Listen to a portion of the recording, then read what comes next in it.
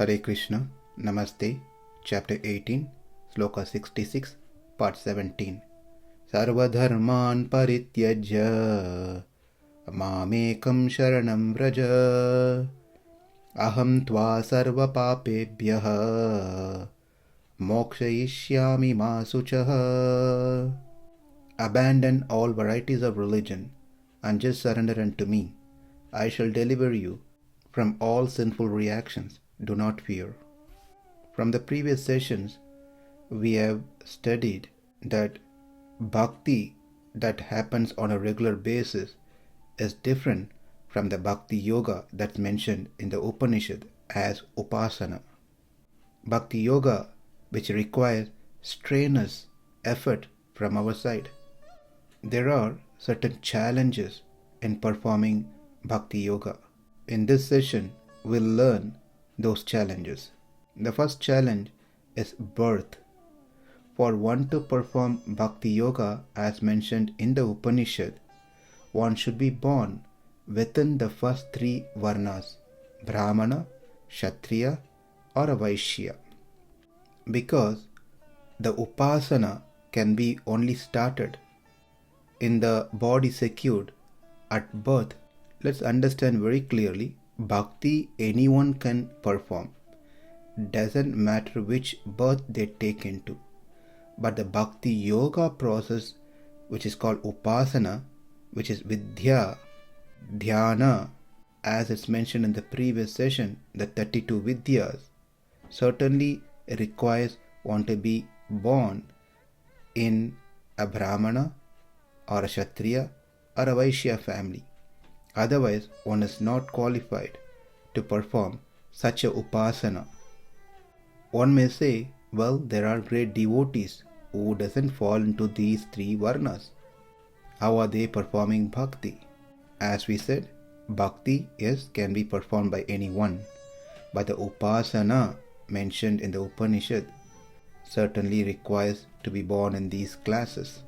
If we see exceptionally some devotees who doesn't fall into this category of three varnas, then it is obvious that they must have commenced their bhakti in one of the previous lives in that particular varna and which is being continued now. In this regards, we would like to narrate an interesting story during Srila Prabhupada's time. When Srila Prabhupada and his disciples were in south part of India, one of his disciples visited a local temple close by, and a Brahmana priest over there, seeing the devotion of this Western devotee, appreciated him and recommended him to continue what he is doing. He will attain a Brahmana body next lifetime, so he can attain moksha. The disciple was perplexed, bewildered. He came to Srila Prabhupada and shared the whole thing, saying that he is going to take another birth as a Brahmana so that he can perfect and go back to Krishna. And Prabhupada smilingly said, go back to that priest and tell him to continue what he is doing so that in his next life he will be born as a hippie in New York City and join our movement and attain Krishna. So the point here is, we don't know where and when a devotee started his bhakti. So it is better not to judge anyone just by their birth, especially if someone has already taken into process of Krishna consciousness, become a Vaishnava. It is very offensive to judge them based on their birth. Another viewpoint to this discussion on the birth is in Madhurya Kadambini by Vishwanath Chakravarti Thakur. He says that bhakti is causeless, doesn't depend on anything. Then he also places an argument to himself, saying the act in mode of goodness like charity, performing of austerity like Ekadeshi and so forth, it says that will lead one into bhakti. He answers his own question saying that those are anga, limbs of sadhana bhakti, a practitioner in the initial stages. Therefore, to attain sadhya bhakti, which is perfected bhakti, these sadhana bhakti are performed. Therefore, there is nothing wrong in doing so. The point here is bhakti, sadhana bhakti causes sadhya bhakti.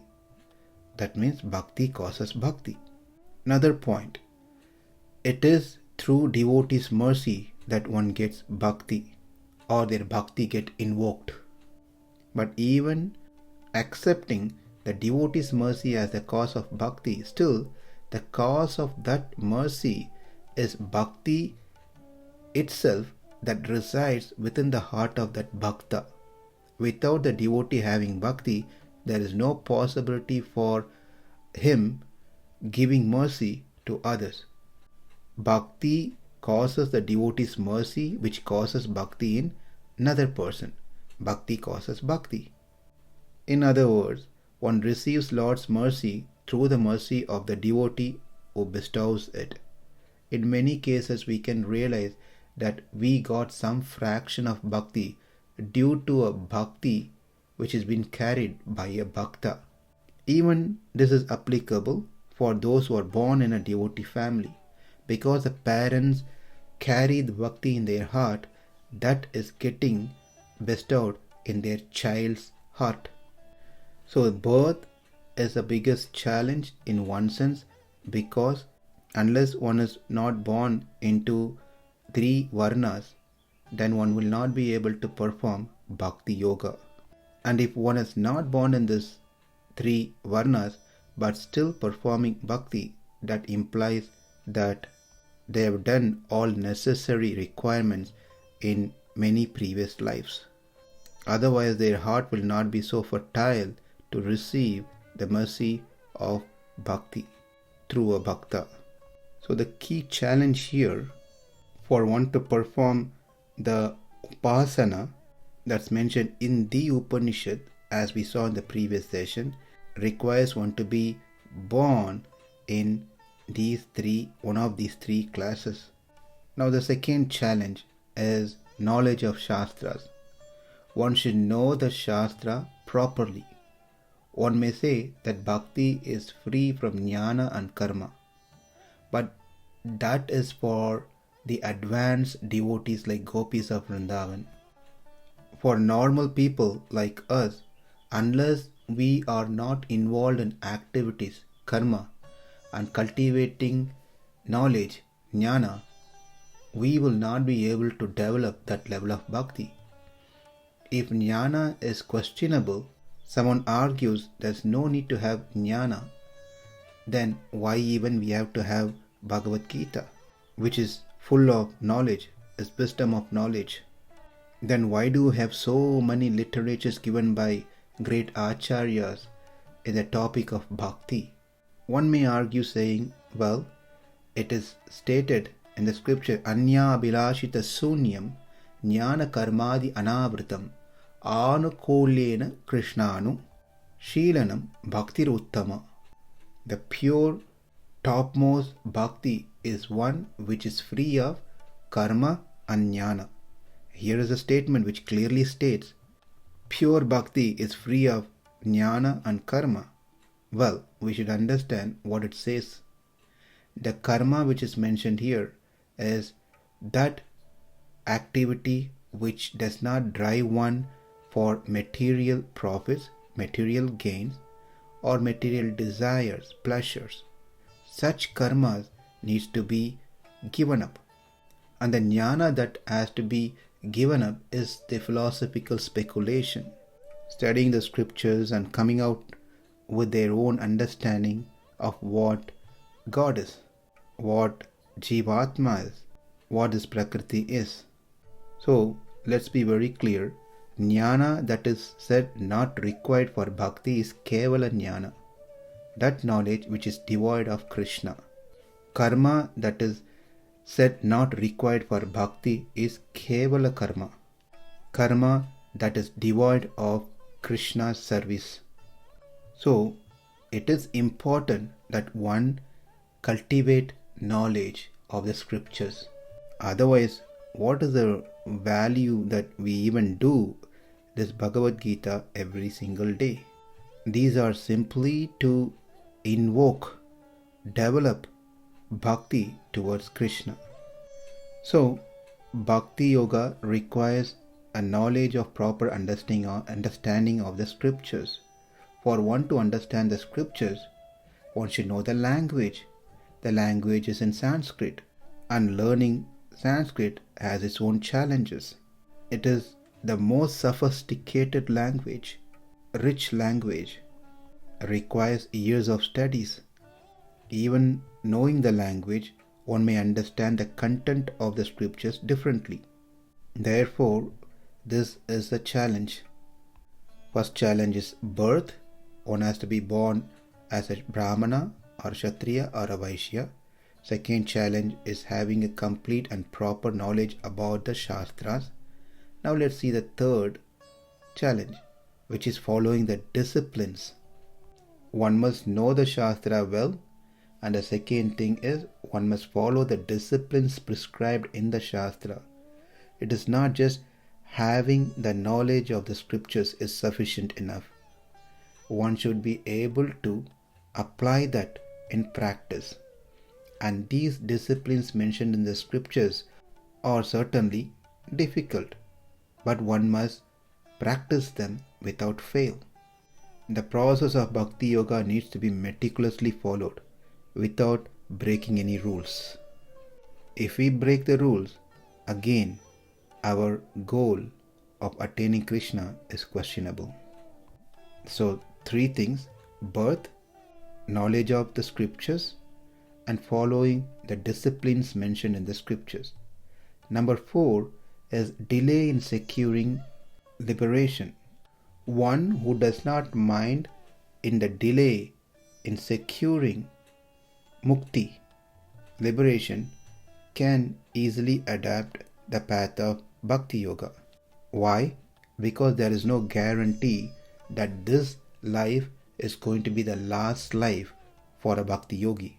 Because even if he has a little bit of desire to enjoy something material, he is not guaranteed with liberation. He has to come back again into this world or higher planet within this universe to fulfill, enjoy his desires. That's number 4, the fourth challenge. Birth, knowledge of the scriptures, following the disciplines, delay in securing the spiritual world. The fifth challenge is varna ashrama dharma. The observance of varna ashrama dharma is not optional, is mandatory. It is must. It is necessary condition and includes several strenuous processes like nitya karma and naimitika karmas, which we have discussed in the past.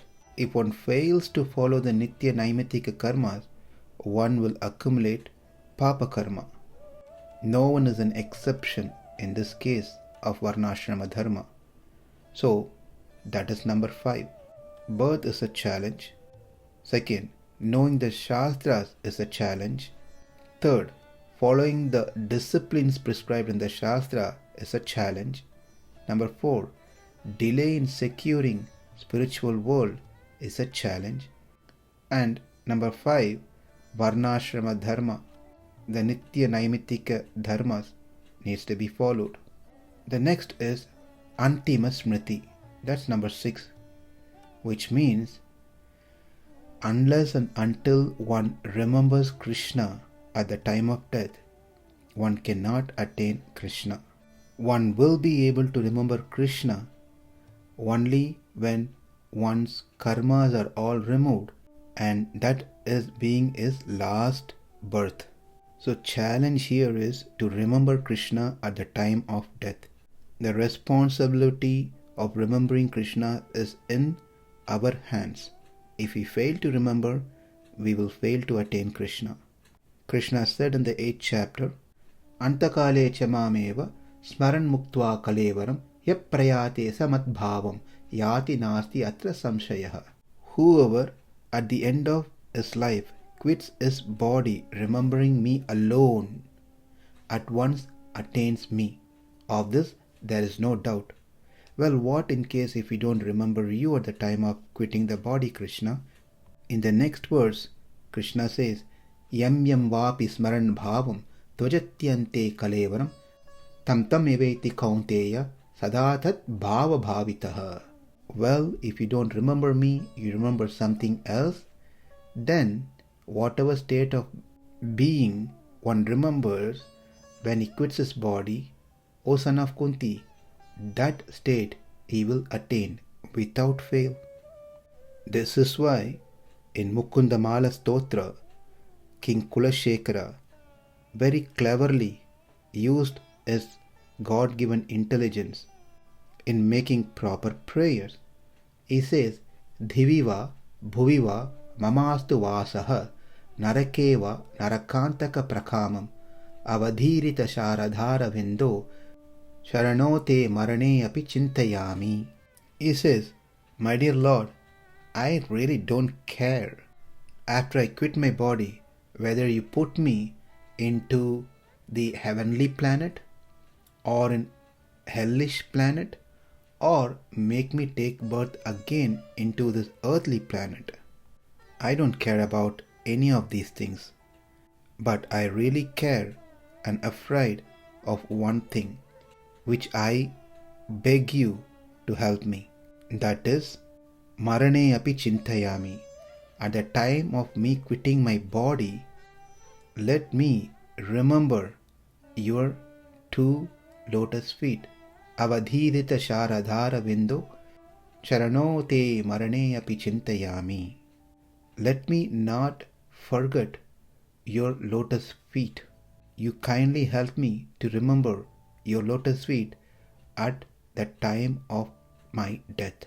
We all know that we are going to die one day, but we don't know whether we will be able to remember Krishna at the time of death or not, because we don't know how we are going to die.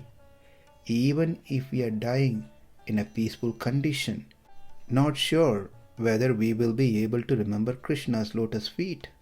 Therefore, very carefully, Kulashekara Alvar pleads Krishna that at the time of death, let me remember your lotus feet. You make me sure that I remember your lotus feet, because nothing is in my control, especially at the time of death. Because Krishna very clearly told, unless and until you remember me at the time of death, you will not come to me. In other words, if one doesn't go to Krishna, that means they are in this material world. So the biggest challenge here in the process of Bhakti Yoga is that to remember Krishna at the time of death, Antima Smriti. If there is no Antima Smriti, then there is no possibility for us to attain Krishna.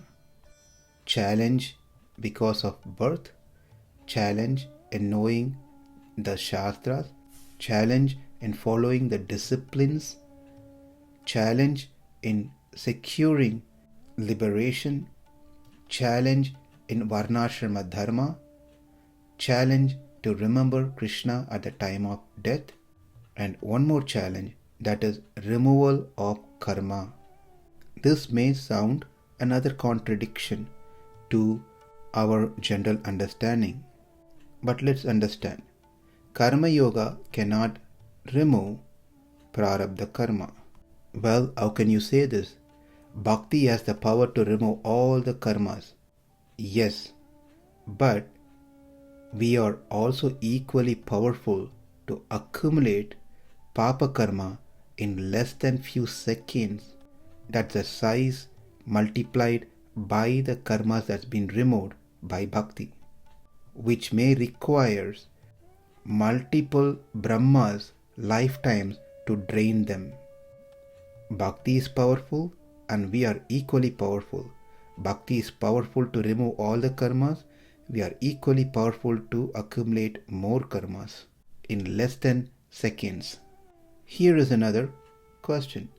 If we say all the karmas are removed, For the bhakti yogi, the question is, when was it removed?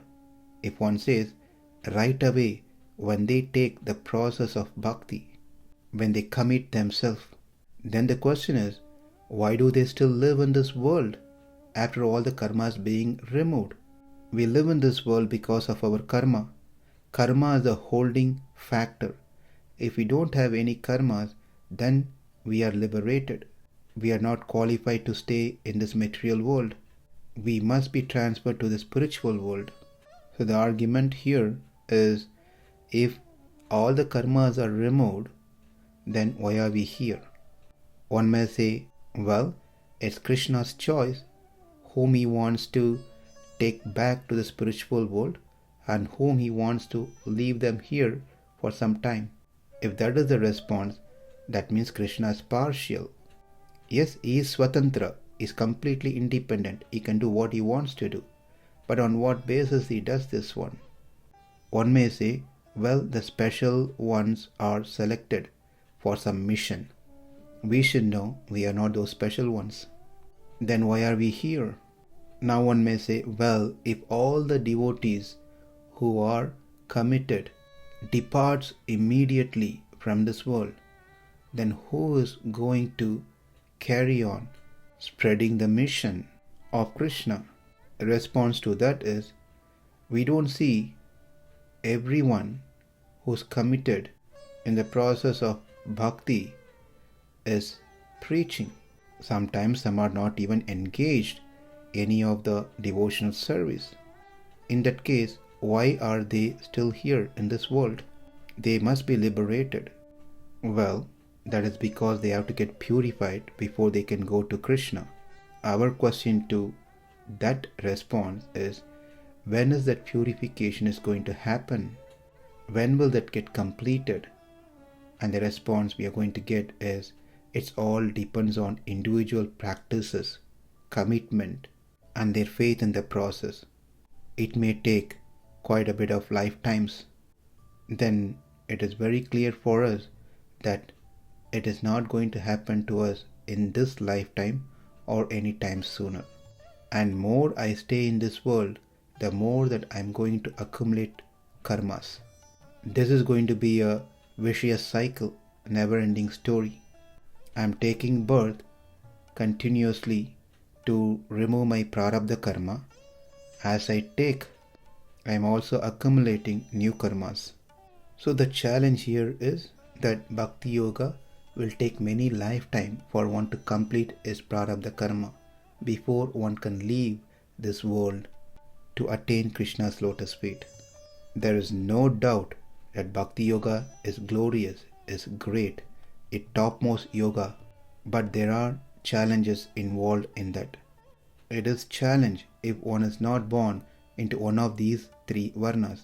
But this is made so easy by Srila Prabhupada, where he opened up the door for anyone and everyone to take the process of bhakti, irrespective of their color, gender, nation, etc. The second challenge is of having proper knowledge of Shastras. Srila Prabhupada has given the essence of Shastra in his writings, made it easy and comprehensible for any common man. The third challenge is following the disciplines of the scriptures. There are so many detailed disciplines that needs to be followed, but Srila Prabhupada made it much simpler that bhakti can be performed with minimal requirements. Chanting 16 rounds, following 4 regulative principles, serving the devotees, careful in avoiding any offense to devotees, fully engaged in devotional service, and so forth. And the fourth challenge, which is delay in attaining Krishna, is accelerated by keeping faith in one's Guru. One time, someone asked, there are so many things to follow, I am not sure if I will be able to attain Krishna sooner. And Srila Prabhupada said, do you have faith in me? And the disciple said, yes. If so, when I go, you catch hold of my dhoti. I will take you back to Krishna. So one should have complete faith in Guru's and Krishna's word and try to sincerely follow the instructions. The fifth challenge is varnashrama dharma, following the nitya naimitika dharmas. When one approaches a bona fide spiritual master, the spiritual master, Guru, will help one to follow the varnashrama dharma in much more practical ways. The sixth challenge of Antima Smriti, remembering Krishna at the time of death. In the mood of Kulashekara Alvar, we just leave that in hands of Krishna. And last challenge, removal of karmas. This will become possible by Krishna's mercy alone, not by our own effort, which will take otherwise many lifetimes.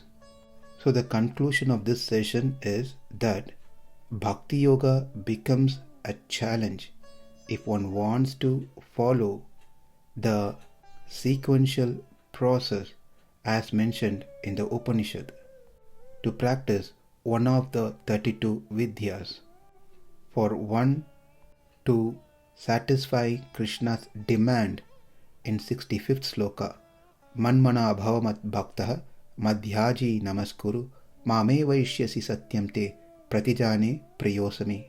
Arjuna, with unwavering devotion, focus your mind on me alone, always with the same devotion. Perform devotional service unto me. Bow to me with devotion. When you do all this, I guarantee that you will come to me. I promise you, because you are exceedingly dear to me. So for us to satisfy this requirement through the process of Bhakti Yoga is certainly challenging. One may say it's not challenging. Rather, one can continue Bhakti because Bhakti is greater than Mukti. Why we should be concerned about liberation? For them, certainly, Bhakti Yoga is the best means to continue practicing because they are not concerned about liberation. They don't mind staying in this world for a long period as they left it to Krishna's choice. But for many other cases, people are concerned about wanting to end their business in this material world, which is said to be a miserable place, and return back to Krishna and serve Krishna in the spiritual world. One can continue serving in this world. Service is transcendental, whether it is done in this world or in the spiritual world. But there are a lot of interruptions for one to continue doing their devotional service in this world because of various factors. But there is no interruption in the spiritual world for one to do their devotional service unto Krishna. There was one person in the history that we see who refused to return back to spiritual world, and that is Hanuman. Yatra yatra raghunatha kirtanam tatra tatra kritamastakaanchalim bhashbavari paripurna lochanam marutim navata rakshashantakam. He is such a great devotee that simply by hearing Rama's name, Rama's praise, Rama's glories, tears out of joy pours out of his eyes. If we are in that level, then it really doesn't matter whether we are here or in the spiritual world. So this is something that every individual must examine themselves truthfully, genuinely, touching their heart, not to simply imitate great saints, great bhakta like Hanuman.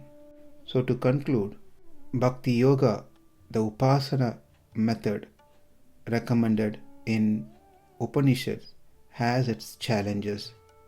Challenges by birth, challenges of knowledge of the scriptures, challenges of following the disciplines prescribed in the scriptures, challenges in attaining Krishna in this very lifetime, challenges in following the varnashrama dharma, challenges to remember Krishna at the time of death, and challenge of removing the prarabdha karma.